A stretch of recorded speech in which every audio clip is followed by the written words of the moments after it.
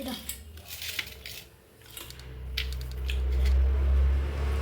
ಈ ಚಟ್ನಿ ಈ ಬಜ್ಜಿ ಜೊತೆಗೆ ತಿಂದರೆ ಸೂಪರ್ ಆಗಿರುತ್ತೆ ನೋಡಿ.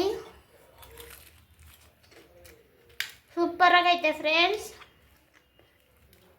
ಇದು ಬಾಳೆಕಾಯಿ ಬಜ್ಜಿ, ಇದು ಚಟ್ನಿ. ಈ ಚಟ್ನಿ ಯಾವ ಥರ ಮಾಡೋದು ತೋರಿಸ್ತೀನಿ ಬನ್ನಿ.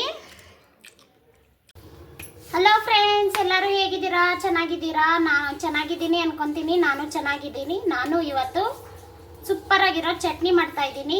ಬಜ್ಜಿ, ಬೋಂಡ, ಮುದ್ದೆ, ಅನ್ನ ಎಲ್ಲಕ್ಕೂ ಚೆನ್ನಾಗಿರುತ್ತೆ. ಅದಕ್ಕೆ ಚಟ್ನಿಗೆ ಏನೇನು ಬೇಕು ಅಂತ ತೋರಿಸ್ತೀನಿ ಬನ್ನಿ. ನೋಡಿ ಫ್ರೆಂಡ್ಸ್, ಬೆಳ್ಳುಳ್ಳಿ, ಹಸಿಮೆಣಸಿನ್ಕಾಯಿ 5 ತಗೊಂಡಿದ್ದೀನಿ. ಆಮೇಲೆ 1 ಟೊಮಟ, 1 ಈರುಳ್ಳಿ, ಕರಿಬೇವಿನ ಸೊಪ್ಪು, ಜೀರಿಗೆ,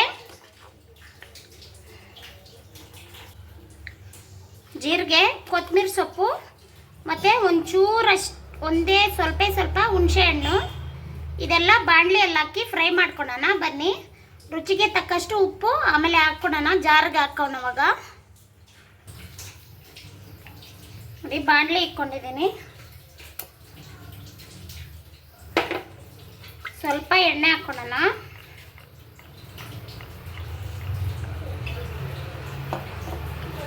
ನೋಡು,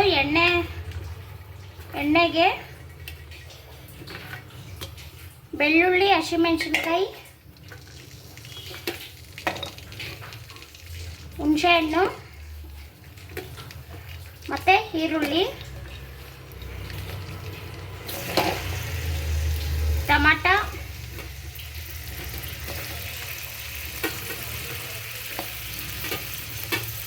ಕರಿಬೇವಿನ ಸೊಪ್ಪು ಎಲ್ಲ ಹಾಕ್ಕೊಂಡು,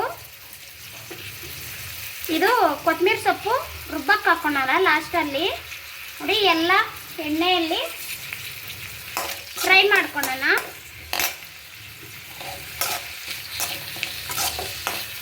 ಎಣ್ಣೆಯಲ್ಲಿ ಫ್ರೈ ಮಾಡಿಕೊಂಡು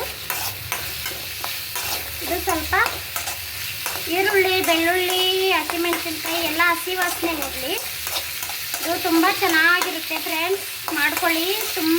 ತುಂಬ ಅಂದರೆ ತುಂಬ ಚೆನ್ನಾಗಿರುತ್ತೆ. ನಮ್ಮ ಮನೆಯಲ್ಲೆಲ್ಲ ಖಾಲಿ ಮಾಡ್ತಾರೆ ತಿಂದು.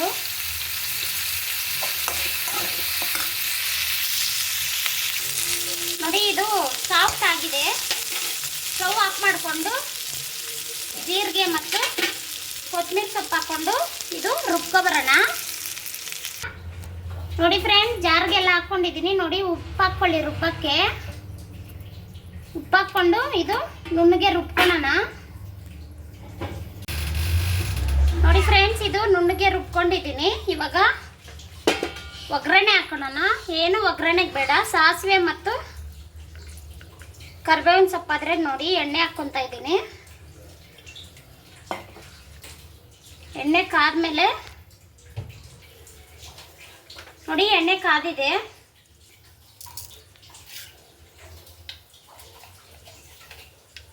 ಸಾಸಿವೆ ಹಾಕ್ಕೊಂಡು ನೋಡಿ, ಕರಿಬೇವಿನ ಸೊಪ್ಪು,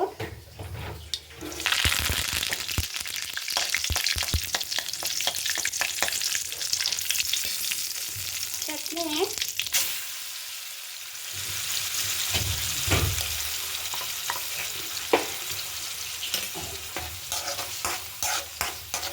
ಇದಷ್ಟೇ. ಇದೇನು ಬೇಯಂಗೇನಿಲ್ಲ. ಇದು ಎಲ್ಲ ಫ್ರೈ ಮಾಡ್ಕೊಂಡಿದ್ದೀರಲ್ಲ, ಸ್ಟವ್ ಆಫ್ ಮಾಡ್ಕೊಂಬಿಡಿ. ನೋಡಿ ಫ್ರೆಂಡ್ಸ್, ನಾನು ಬಜ್ಜಿ ಮಾಡ್ಕೊಂಡಿದ್ದೆ, ಬಾಳೆಕಾಯಿ ಬಜ್ಜಿ. ಈ ಚಟ್ನಿಯಲ್ಲಿ ತುಂಬ ಸೂಪರಾಗಿರುತ್ತೆ. ನೀವು ಟ್ರೈ ಮಾಡಿ ಫ್ರೆಂಡ್ಸ್. ಯಾರಿಗೆಲ್ಲ ಈ ವಿಡಿಯೋ ಇಷ್ಟ ಆಗಿದ್ರೆ ಪ್ಲೀಸ್ ಒಂದು ಲೈಕ್ ಮಾಡಿ. ಯಾರೆಲ್ಲ ನಮ್ಮ ಚಾನಲ್ ಹೊಸಬ್ರು ನೋಡ್ತಾ ಇದ್ರೆ ಸಬ್ಸ್ಕ್ರೈಬ್ ಮಾಡ್ಕೊಳ್ಳಿ. ನೋಡಿ, ತುಂಬ ಚೆನ್ನಾಗಿರುತ್ತೆ. ಟ್ರೈ ಮಾಡಿ. ಓಕೆ, ಬಾಯ್ ಬಾಯ್. ನಾಳೆ ಸಿಗೋಣ.